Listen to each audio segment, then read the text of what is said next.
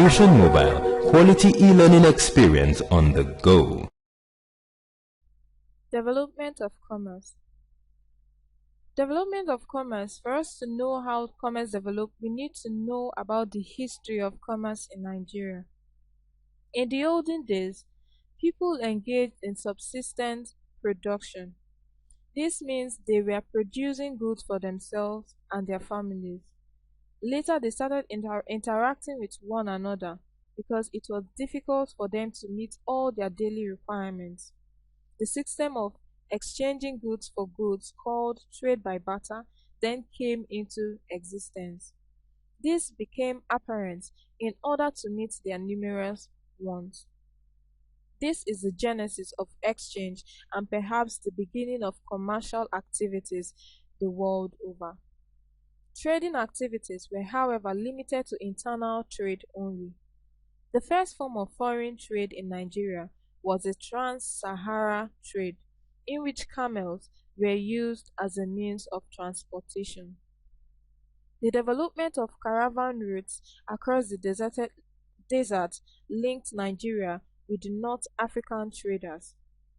The Arab merchants brought goods like salt, cowries, copper, clothes, books, etc., which were exchanged for kola nuts, slaves, gold, hides, and the rest.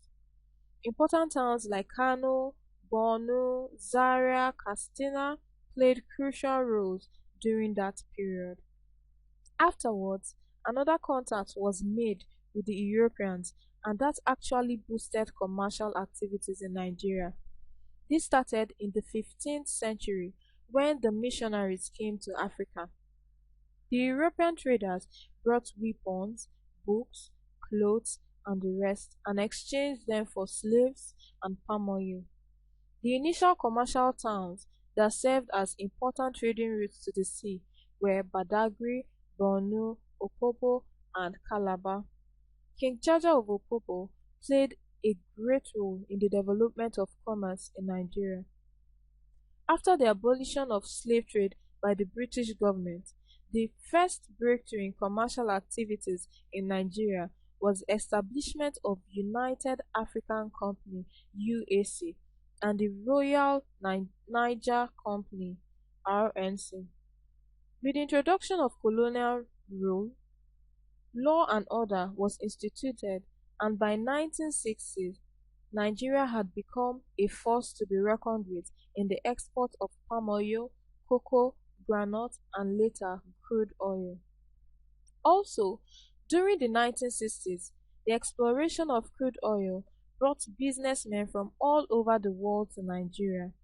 That process changed the face of commercial activities in Nigeria. Huge revenue was generated to develop the infrastructural facilities.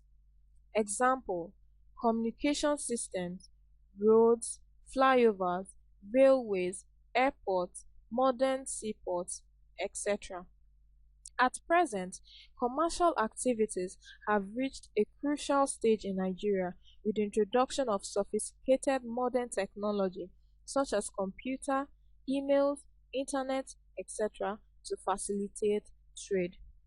Many commercial centers have developed in many cities and towns like Lagos, Ibadan, Kano, Port Harcourt, Warri, Kaduna, Ilorin, among others.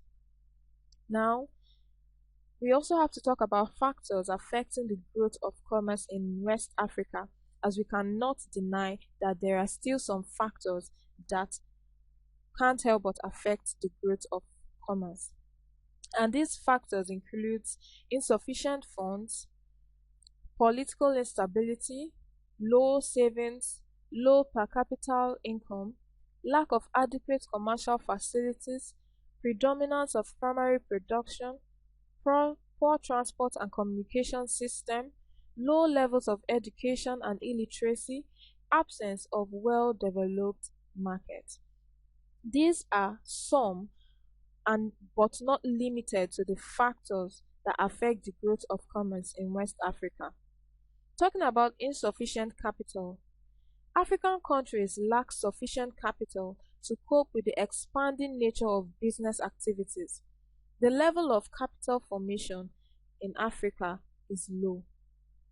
Political instability. As we know, the constant change of government and war have hindered investment in West Africa.